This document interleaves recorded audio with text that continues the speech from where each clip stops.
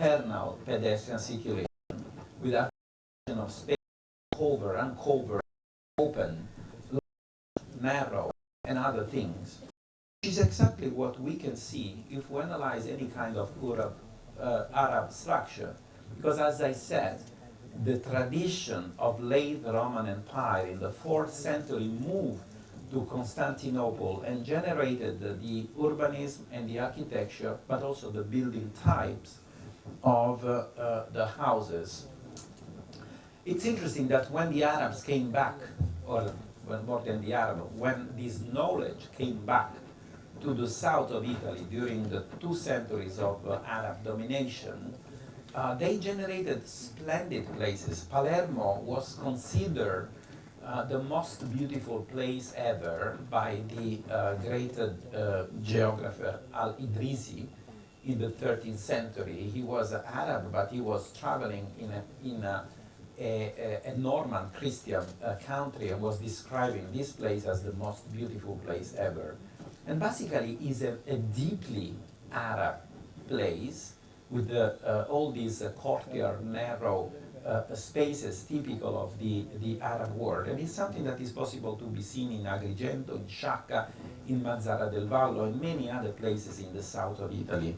There is an American professor who lives in Albuquerque, Besim Hakim, with the Arab origin, obviously, who translated the ancient Byzantine and Arab urban code, starting from Julian of Ascalon in the 6th century up to some other treaties of the 13th, 14th century, that are showing how the knowledge was moved to that part of the world and came back and is recognizable in the urban texture of all these places. But it's not only a question of oh, thank you very much. It is not only something that is related with the urbanism, because if we have to design, if I have to design houses for the Qatarian, because the intent of these princes is to use traditional urbanism and architecture and techniques to bring back in Doha the Qatarian, because today only less than 10% of the inhabitants are Qatarian. I need to understand exactly how they live, what are their habits. So it's not only the question of the souk, where you have the shops separated completely from the traffic, vehicular traffic, but also the kind of house. And the kind of Arab house is something that is deriving from the Greek-Roman house with a peristyle garden. These houses are organized inside the block and not outside. Sometimes they don't have even windows on the street because everything is organized inside the courtyard. There is a great sense of privacy. And it is interesting that if I compare the main court of the House of the Faun in Pompeii with a courtyard house in Doha, I have exactly, not only exactly the same idea of layout with the fauces, which is the mouth that is entering into the peristyle courtyard, but in axis with that, in the Roman domus, I have the tablinum, or the ecus, which is the sitting room, and in the Arab house, I have the majlis, which is the sitting room, and it's surrounded by a series of bedrooms. So it's exactly the same idea. And obviously it's because they need to be shaded. So if I analyze the typical Arab house in a diagram, the diagram I have is something that is completely blind outside, that doesn't have almost relationship with the city, and is completely organized inside the courtyard, where you also have some vegetation to shade more.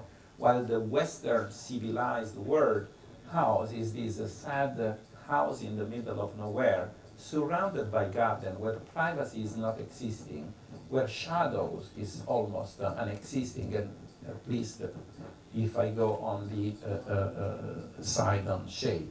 So the typical aggregation of Arab houses is something that you can find in these interesting diagrams that is published in a fantastic book made by the Qatar foundation. But it's possible to see how with the same surface it's possible to have a more successful structure. But this is quite interesting because this is the map of the souk I showed you in the picture, which is incredibly similar to the plan of the block of Ostia Antica I shown you earlier. There are almost 2 millennia between one and the other, but the idea is exactly the same, having the traffic around and having the pedestrian flow inside. And this is what you have indeed in that souk, which shows cover spaces and cover spaces. Now, how I propose to solve the problem of the separation of vehicular and pedestrian circulation. We have in Italy one of the greatest example ever, which is Venice. I don't know if someone of you have visited Venice, but Venice is a spectacular place where you have a network of pedestrian circulation which is completely separated by a network of vehicular circulation, which are the canals. And then you are the overlapping, the connection between one and the other space are the bridges of the steps that are also organized, like I've seen this morning on the Gange, with the different steps according to the different levels of the water. And what is unbelievable in Venice is that every house is served both from the river side at the lower level and from the pedestrian side on the upper level. No matter if we talk about a super noble building like this, in any case, you have this possibility, which means that if you draw correctly a network of streets, which is tangent to the building, and on the other side, the same building are tangent to the pedestrian street, you can have the solution. The connections in Venice are happening with this system I mentioned, which, as you can see, are not the slave of bilateral symmetry, like in neoclassical architecture or in the colonial architecture brought by the British all around the world, but it's something that is much more natural, much more adapted to the very needs, with a strange shape for bridges, for steps, which is making the space even much more interesting and not boring. So these are sketches which in some way are similar to what I'd like to have with you analyzing the character of your place, because this is something, through the sketch you can really understand how the organism of a place works and how you can work in continuity. Freehand sketches are extremely useful in perspective, in planning, section, in detail, to understand these spaces. Just to underline the importance of the respect of the habits, this is a town of Noto in the eastern southern corner of Sicily, which was completely wiped out by the earthquake of 1693. Originally, the city was 9 kilometers away from the new Noto, but since it was on the very steep hill, when the earthquake started, the city was wiped out by a kind of domino effect. So they decided to build the new Noto in a more gentle slope. Obviously, on those days, they were thinking at the grids and these typical post-Enlightenment urban forms, which were not matching the one of the inhabitants. So this was the capital of that region, and it was the last one to finish, to be built, because the inhabitants accepted to move to the new place only after imposing the designer to create in the outskirts of the city the same kind of urban structure of the souk of the ancient city.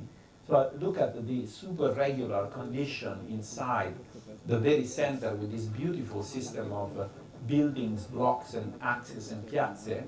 And look at the super winding condition inside each one of these blocks. Obviously, you can read the grid somewhere because the roads are continuing, but the life of the district is completely organized in the typical winding dead-end courtyard of the Arab structure. We are in the 18th century, so 1,000 years after the end of the presence of the Arab in Italy, but the inhabitants were so proud, so in love with the habits, the way of living, that they decided to ignore the late Baroque architecture. So now we can go to the project I designed. They gave me 4 sites. One site is very close to the new museum built by Jean Nouvel, which is the strange structure there that is like a gigantic desert rose stone. And all the others are one next to the other.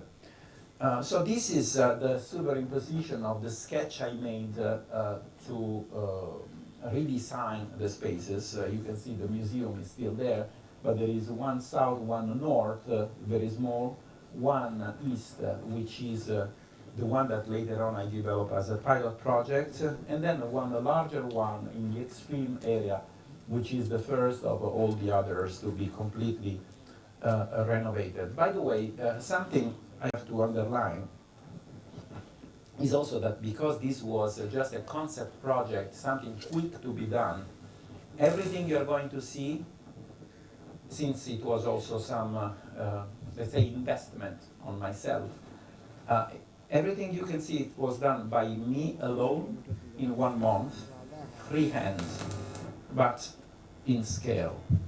So this is, I drew all the houses according to the type. So you can see all the houses with a private garden, private courtyard. In this case, these are very large houses because are following the model of the second one on the corner right, which is the only existing building of the place. It was the idea of creating this port, this touristic port. The structures are partially already there. This was the other, the smaller one, north of the museum. This was the one southern of the museum. I rotated to have it in the screen. And this is the larger one, Al-Ghanim district. What I did here in all these projects, the vehicular circulation is maintained.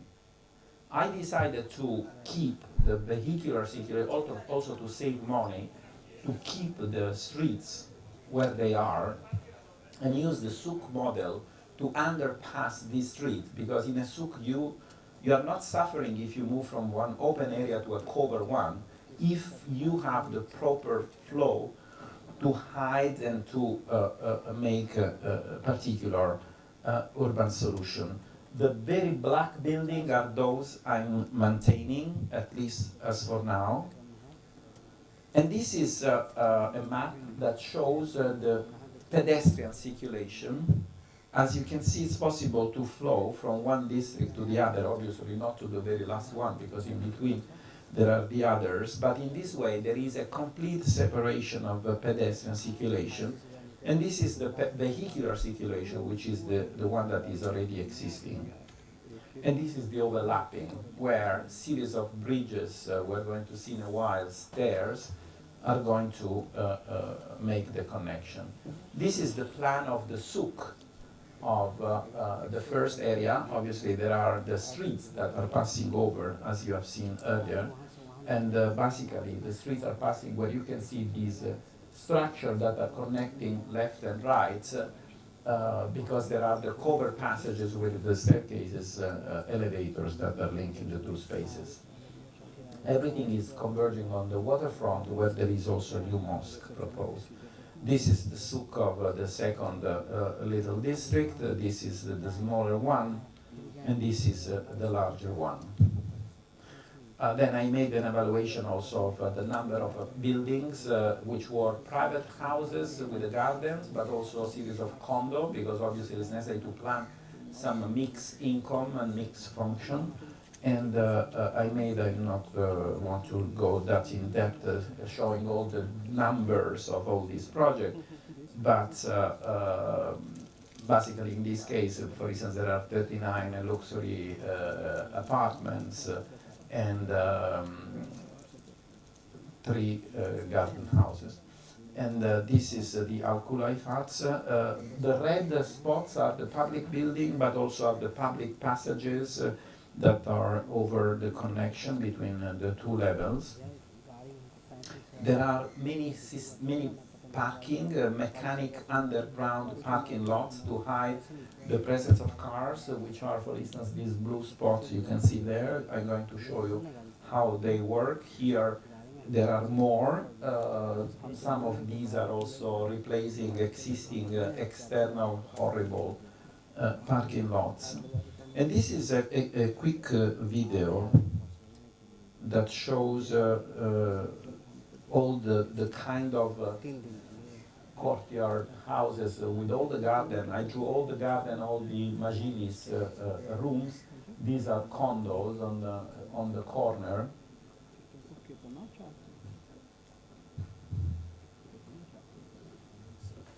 So as you can see, no one house has been left. Everything is dimensioned according to the dimension. The Qatarian state is giving to couples that wants to build their houses surfaces between 600 and 1,200 square meters per family to develop these kind of houses. And so I respected this dimension. I design all the gardens, and I design everything different one each other, similar in terms of typology, but different one each other, because the repetition of the same thing is diminishing the sense of belonging. It's necessary to give identity. Guess that in Yemen, for instance, there is the so-called civilization of the windows, where within one building you can have a different windows, because they like to identify themselves with their window. This is differently, is what is happening in the souk. So you can see how you can underpass the street passing through this retail market shopping area. You can also match piazza spaces with a large presence of vegetation to shade the heads of those there. There are several fountains because the water is something that is refreshing the air.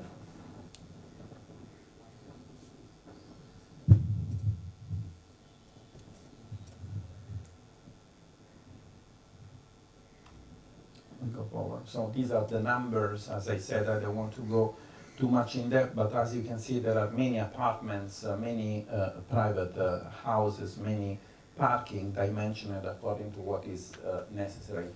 This is another interesting study to be taken in consideration because it has been well developed, some series of studies on the problems of paved surfaces on the planet, which are worsening the climate, because the more we pave the planet, the more we reduce, we are making weak the offshore breeze that is necessary to create a circulation and refresh the spaces. This means that we need to reduce as much as possible. Obviously, we don't have to make the artificial grass as we have seen earlier, but we need to reduce the land consumption, and we need to have some natural ventilation and surfaces that are paved not with asphalt or concrete, but are paved with the materials that are allowing the permeability of the soil.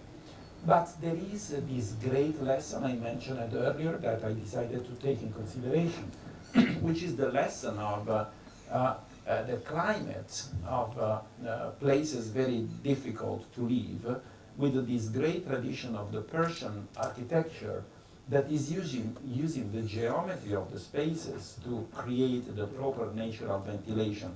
For instance, it's well recognized that a dome performs better than a flat surface because the fact that the air it's in some way compressed, it creates an acceleration of the air over the top of the shell.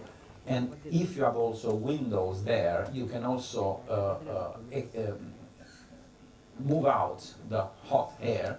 Or if you have an opening toward the north, you can let the cooler area to enter into the building, and because of the geometry, it's possible to create a natural circulation of the air. If you also introduce some little presence of the water into the building, the air that is touching the water is getting fresh and is creating that natural circulation of the air that is making the space better. There are also, and this is the system basically of the bad gear we will see in a while, but there is also the system used in big mosques of creating a double shell domes in order to improve this kind of condition.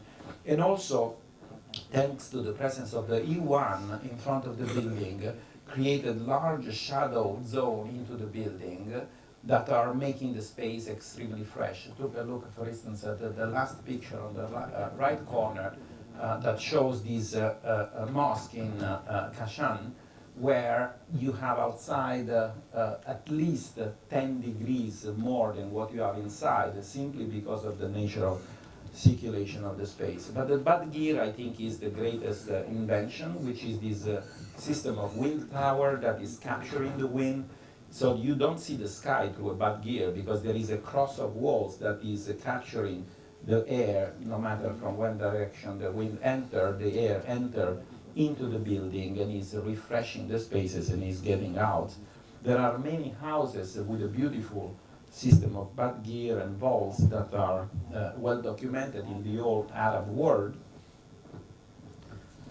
obviously with a peristyle garden like the ancient Roman domus. And this is a fantastic system of the bad gear. These are pictures taken in Iran, where you can see the way these are working.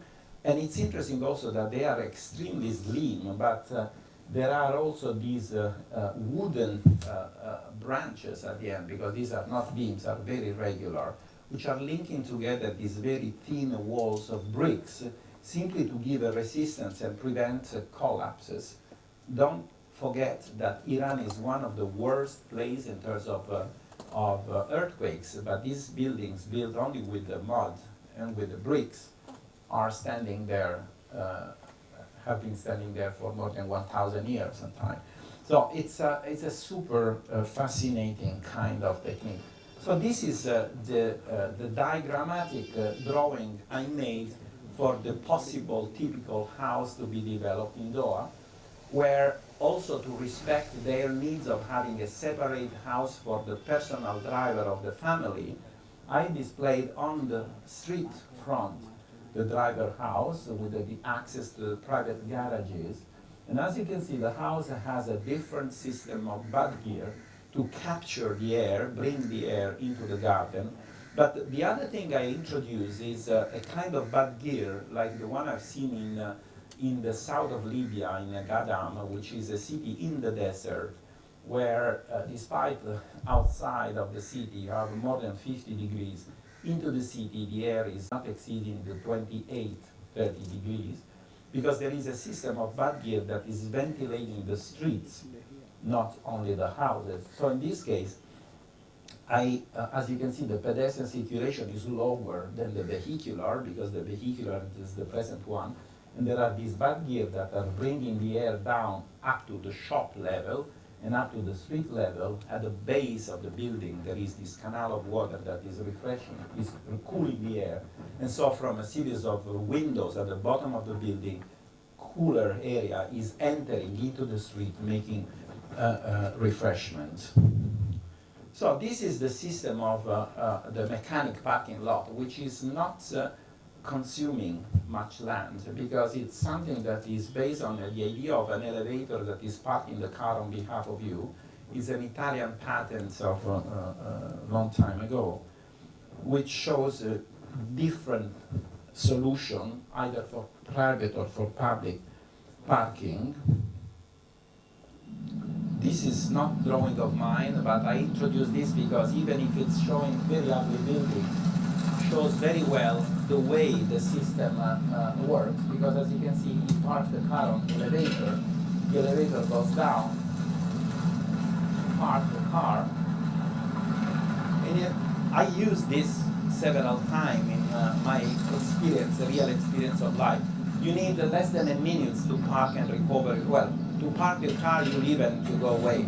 But to recover, you go with your smart car, you put there, and the car is given to you in 30 seconds. And it's something that could be done on very many levels.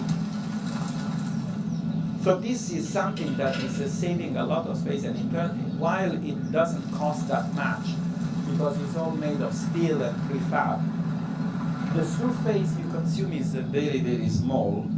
I go forward. And so you can live, as you can see, this is a plan I drew for one of the condo I designed, is the ground floor and the typical floor apartment plan. As you can see, with a set of staircase, I can disengage 4 apartments, more than 100 square meter big per floor. And in the ground floor, I sacrifice only the space of a shop to have all these cars, 4 cars per level, which means that it's possible to have a good income from the market of all these shops instead of sacrificing the space for this. This is something that I made also with the computer to show how they were displayed in transparency. And so these are the drawings I made, because at the end it was also necessary to show what is the character of the building to be proposed. And here you can see in this sketch I made how the typical connection, this is the vehicular street, you can see the cars, and as you can see, this underground passage with a series of shops, with the steps to go out, with some fountain, is making the space pleasant, even if you are nearby some road that is passing over your head. And you can see the 2 bad gears of these buildings.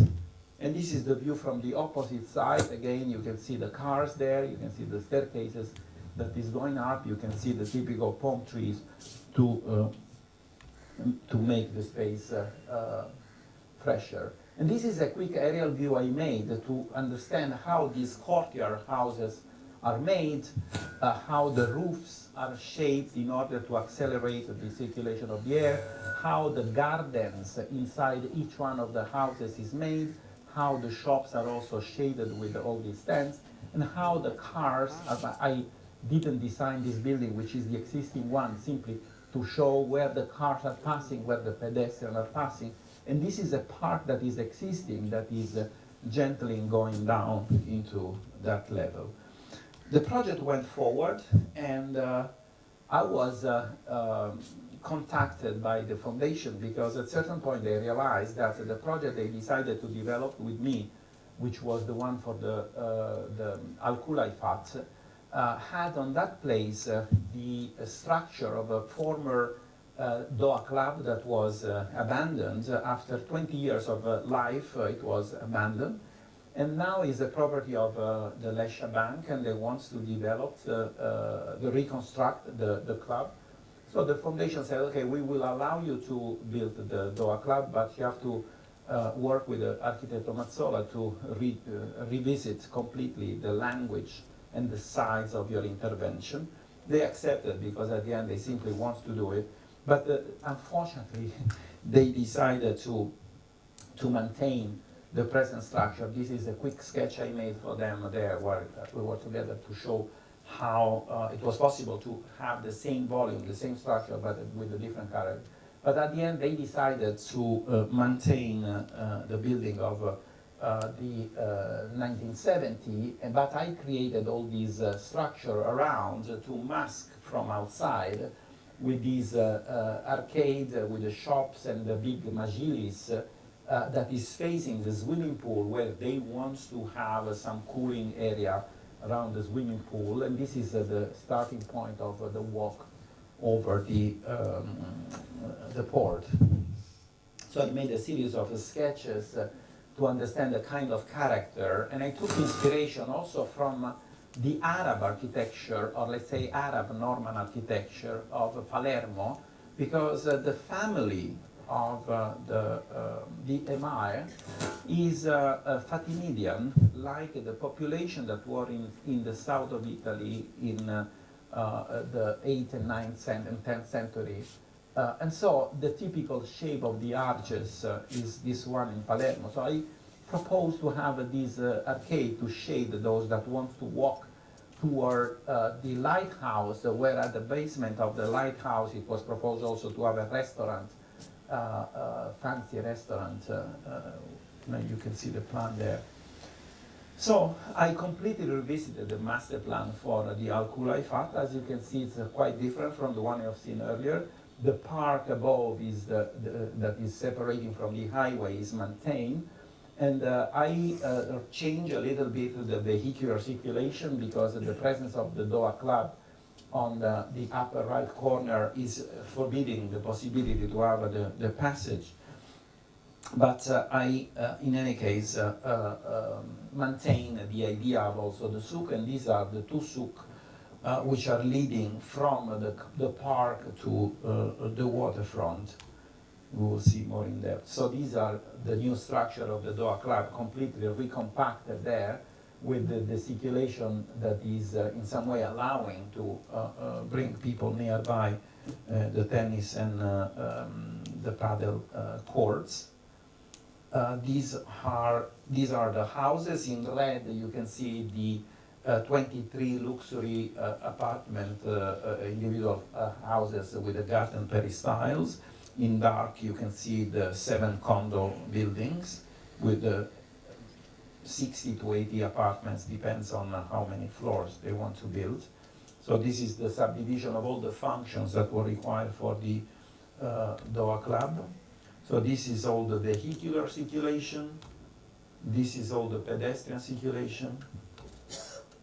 This is the overlapping. As you can see in dark, it's possible to read the places where you can have this connection.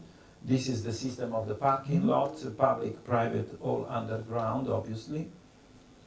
This is the retail map, all the shops. These are all the green spaces, public and private. So this is a view. I decided this is the main souk, let's say.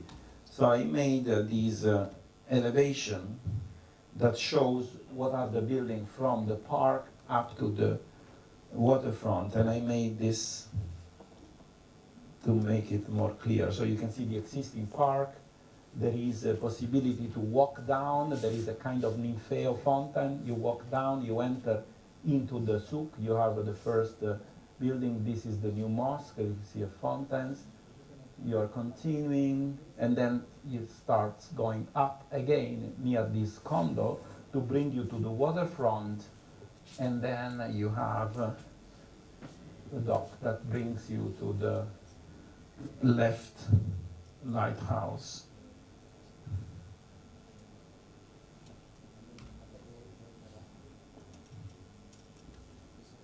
So, how to connect the park to the souk? I took inspiration from this villa in Frascati, where you have these beautiful staircases with an Ninfeo that is bringing down. So I made this sketch to show these staircases with over the grotto that are coming down from the park and are underpassing the streets to take the souk. You can see also one of the garden houses there. When you are under the street, you have this. Then you arrive on this part of the souk. You can see the other passage of the other street right in front of you. Then you pass that, you are under the condo. You can see at the end the arrival toward the waterfront, and this is the last space before getting on the waterfront. Thank you.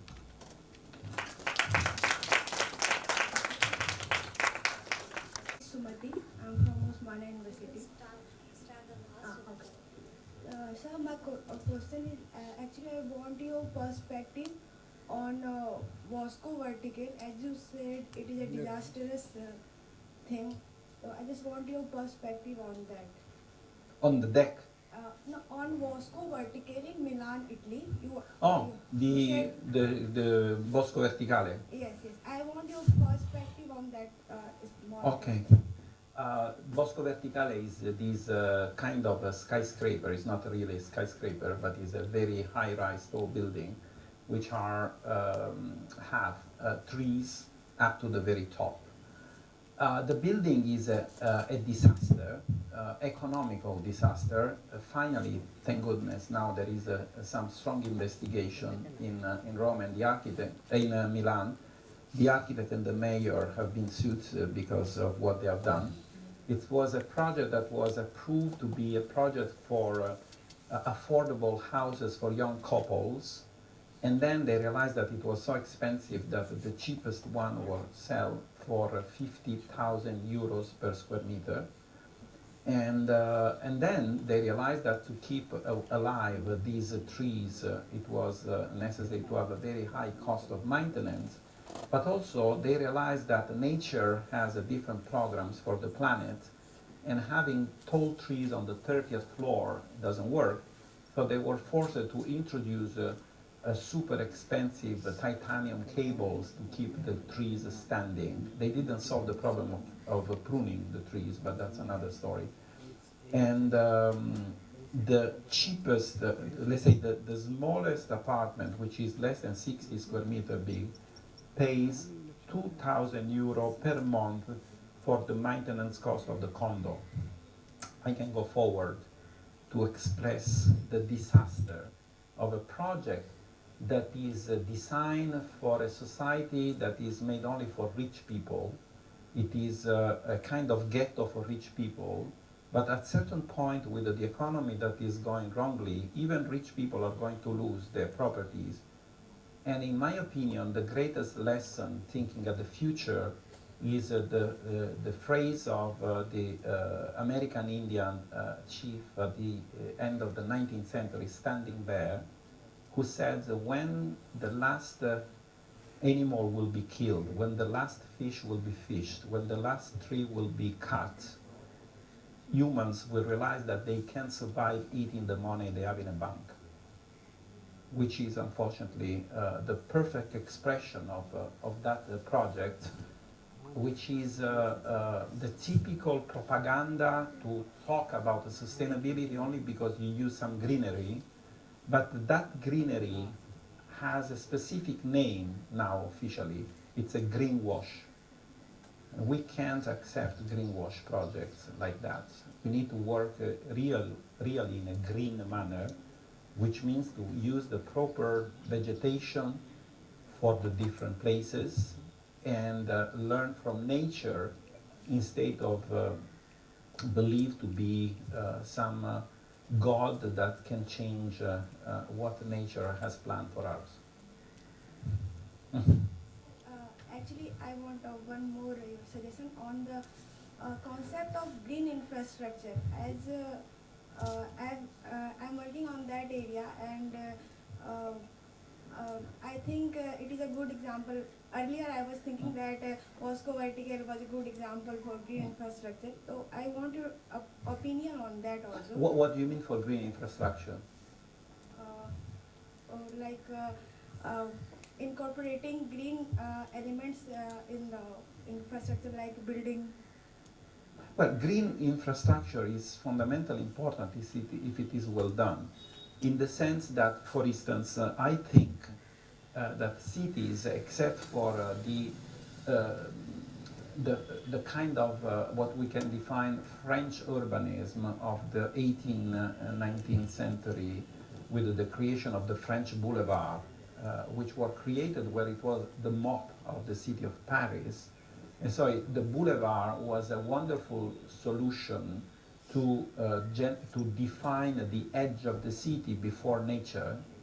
And it was a possibility to have a promenade and walk along these streets, which was a great idea. And it is a great use of, as a green infrastructure, to define the edges of an urban intervention. Because the greatest problem of the urbanism of the 20th century, and it's really the 20th century, because before Le Corbusier and Frank Lloyd Wright theories of Virradieus and Broadacre City, cities were compact. We lost completely the control of the land consumption because people decided to be addicted on cars. So to me, the best example of green infrastructure is to create, I'm going to show in one of the presentation 2 projects of mine where this is very well defined, using the parks to be the very green spaces of the city, instead of having trees along the streets which are horribly suffering because roots are not breathing because of the presence of cement and asphalt on the roots. But the worst thing that is never taken in consideration is human stupidity. Human stupidity is, I'm using these words because I like to use shocking words to keep, to be kept in the mind, but something that is unfortunately happening. We lose at least 2 persons per year in Rome only, because of some branch of a tree that fell on the head of people.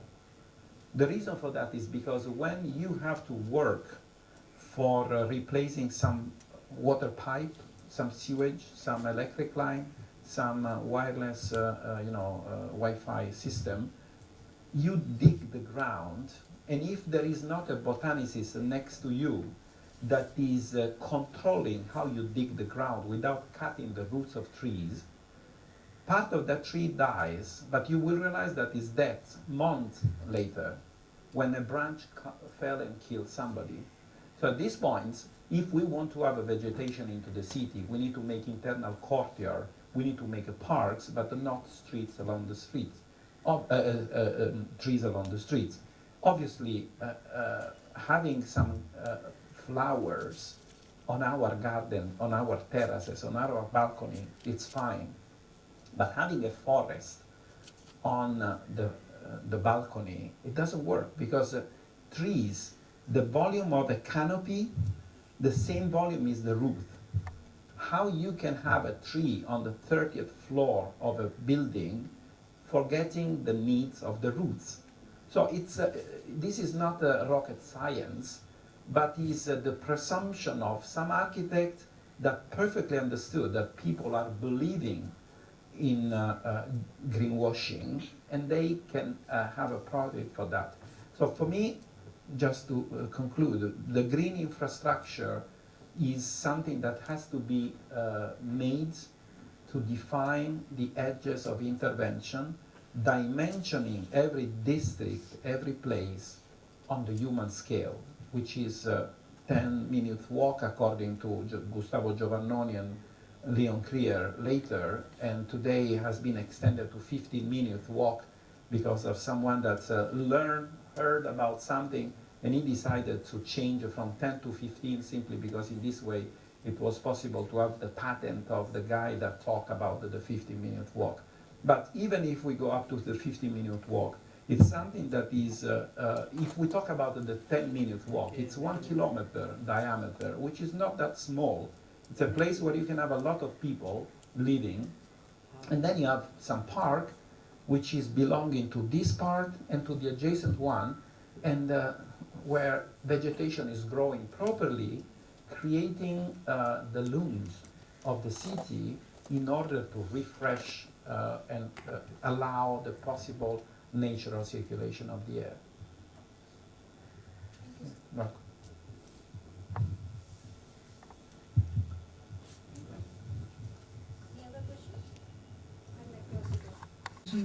Professor, I had few questions regarding the project that you have done. You said there were 4 neighborhoods that you gave your proposal for. I was wondering, what is the ownership of land in these neighborhoods? Are they completely public or private ownership? Because 6 of the 16 bungalows you said. So these are all privately owned? No. The foundation decided to make this project on these lands even before knowing which are the owners. Some of the land is owned by them, but then when we passed from the foresight to the pilot project, which was the Al-Kulai FAPS, they realized that part of the land was owned by this Lesha Bank. And so at that point they said, okay, as a Qatarian state, we want to develop this project for these reasons.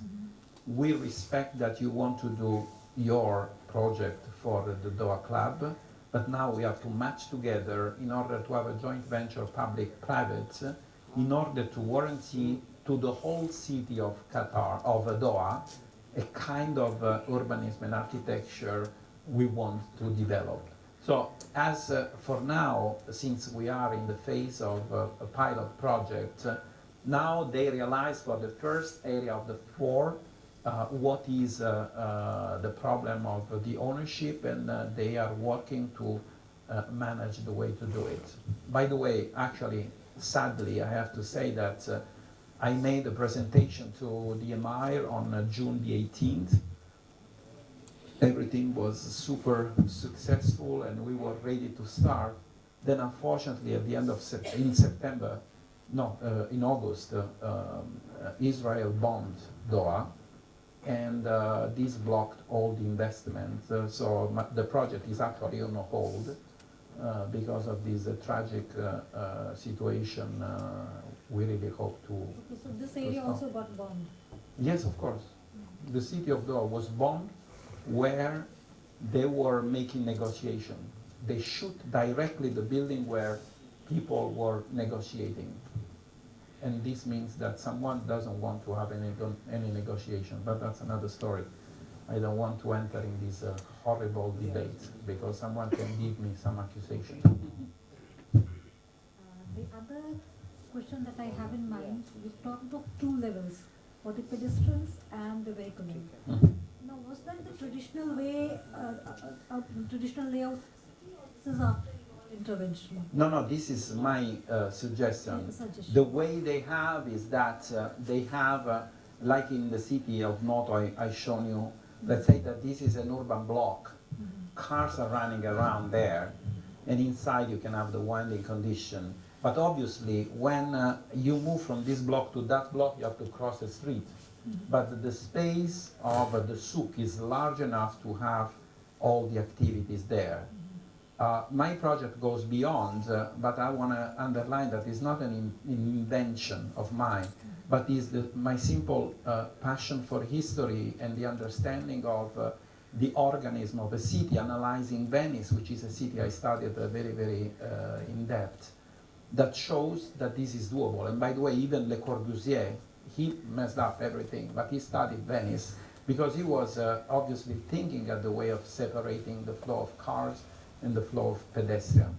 So in my proposal, also to save the money, I said since the network of vehicular circulation is already existing, and since the Qatarians, but generally the Arab population that live in the souk, is not afraid to walk in a covered space, I think if we make a tunnel, not ugly like a tunnel, but as a room of something that is larger, if we conceive the city as a house where you have the rooms that are the piazza and the street that are the corridor, I can also have a special room under the street where I can have a series of arcade and shops left and right. So when I walk under a covered passage, being flanked by activities, I don't feel any oppression. And naturally, I can move from one block to the other, in this way waving inside the whole city like what is happening in Venice. Because in Venice, it is happening upside down, because you have above the pedestrian and below the vehicles. If you do the same upside down, making the space pleasant enough not to give the oppression of the underground passage, you can solve the problem. And this is something they loved particularly. Okay, and the third question, and the last one. I saw that in each of your neighborhood, there are two souks. Is that the traditional layout of these neighborhoods in Qatar? No. It may vary. They have, the souks are organized with a different kind of routes and a different number according to the spaces. Since I had the edges of the four intervention, I limited my intervention to what it was doable in order to respect also the size of spaces for, let's say, rentable surface for building, or land to possible to be divided according to this dimension of 600, 1,200 square meters, because obviously, if I go back on the image of the largest one, for instance, hopefully, if I have to design, the buildings which are credible, if I take this picture,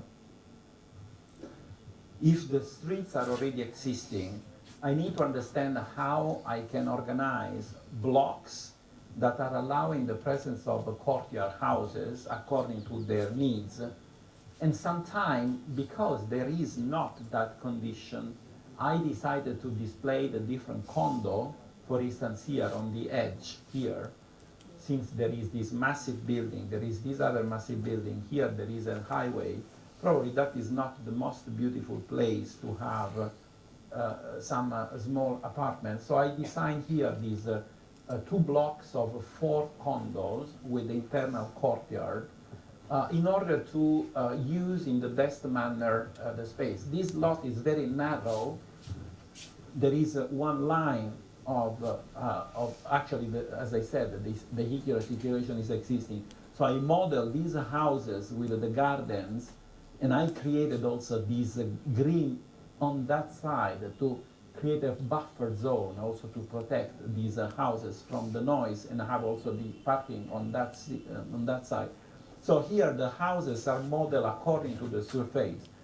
So there is not a specific rule or logic in organizing the souk, but it's much more to read what I have and try to find the best solution that is satisfying all the needs of vehicles, pedestrian, but especially different kind of houses to have the mixed income instead of having just a district for wealthy people, which was exactly the opposite of what the foundation was looking for.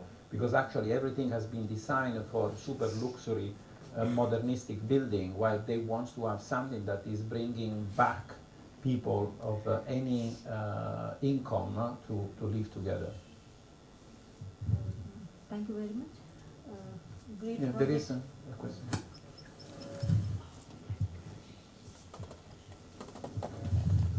It was Aldo Rossi, architecture of the city, and then the kind of the combination of the Leon Crag. I just wanted to ask the question that when you design these neighborhoods, what are the kind of the artifacts you found to channelize the plan of the entire neighborhood? But those might be like a kind of the magnet who derives you the plan. Actually, as I said, the main request was to design this district to separate the flow of traffic. But I introduced also some key buildings. There are a few mosques that have been introduced, or existing mosques that have been redesigned, because there are few mosques that today are just boxes, but they deserve to be the monumental pivot buildings of the district. There are a few green spaces, like for instance the park that you have there, or the park you have here underneath. The one upstairs, above there, is existing and is exactly that shape. The one below I completely redesigned in order to frame few, let's say, monumental elements that are already existing. But as for the rest, I tried to create, since it was mainly apartment blocks with mixed use with the shops, I decided to create a series of spaces that were also allowing people to gather together, not just in a narrow street, but thinking at the idea of gathering spaces like the piazze of the Italian world, but that not belonging to the local tradition. I thought to large spaces, as you can see, with the green spaces to shade people and have a playground for children, rather than having a piazza with a monument, because it's not what it was requested. I honestly, in some way, I decided to include, to add some mosque building, which was not required. And indeed, for instance, in the first version of Al Khulaifat district, I proposed on the waterfront a new mosque, which to me was really deserving a structure like that. But then, because of the Doha Club, it was necessary to eliminate the mosque building to have only the sports center there. So it is much more based on the way of modeling the spaces for gathering people rather than thinking specifically of the different buildings, because it was a very initial phase where project step by step must be adapted to what at the end they're going to ask, because I don't like to impose them my idea, but I'd like to translate in urbanism and architecture their real needs. And I gave them this suggestion of creating this kind of network of spaces more than everything else. The next phase, when this project is going to be transformed in a real urban design, obviously some adaptation will be done according to the very needs. Thank you. Well,